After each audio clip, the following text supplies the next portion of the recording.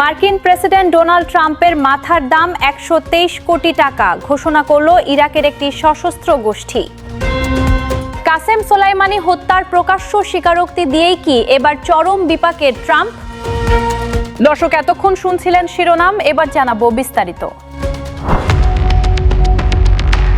হঠাৎ করেই মার্কিন প্রেসিডেন্ট ডোনাল্ড ট্রাম্পের মাথার দাম ১২৩ কোটি টাকা ঘোষণা করল ইরাকের এক সশস্ত্র গোষ্ঠী। কিন্তু কেন হঠাৎ ট্রাম্পকে হত্যার জন্য এত বড় পুরস্কারের ঘোষণা দেওয়া হলো? এর পেছনের মূল কারণ এবং চরম উত্তেজনাকর পরিস্থিতি সম্পর্কে জানতে ভিডিওটি শেষ পর্যন্ত দেখতেই হবে, না হলে মধ্যপ্রাচ্যের সবচেয়ে বড় মহাবিপদের খবরটি আপনি মিস করবেন।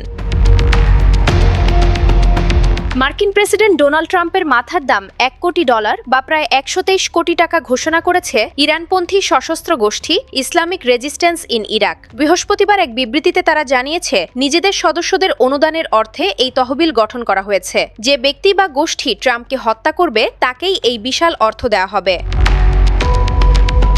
ট্রাম্পকে চরম অপরাধী ও শিশু হত্যাকারী হিসেবে উল্লেখ করে সশস্ত্র গোষ্ঠীটি ভয়ঙ্কর হুঁশিয়ারি দিয়েছে। তারা বলেছে, বিশ্বের স্বাধীনতাকামী মানুষ এই স্বৈরাচারীকে খুঁজে বের করবে এবং সে কোথাও নিরাপদ আশ্রয় পাবে না। শহীদদের রক্ত অভিশাপ হয়ে অহংকারীদের সিংহাসন কাঁপিয়ে দেবে বলে চরম প্রতিশোধের এই অঙ্গীকার করেছে তারা। এদিকে হঠাৎ এই ঘোষণার পেছনের মূল কারণ হলো ট্রাম্পের এক প্রকাশ্য স্বীকারোক্তি। সম্প্রতি হোয়াইট হাউসের এক বৈঠকে ইরাকি প্রধানমন্ত্রীর সামনে ট্রাম্প স্বীকার করেন যে ২০২০ সালে ইরানি কমান্ডার কাসেম সোলাইমানি এবং ইরাকি নেতা মুহান্দিস হত্যায় তার সরাসরি ভূমিকা ছিল। এই কথার জের ধরেই ট্রাম্পের মাথার এই বিশাল দাম ঘোষণা করা হলো।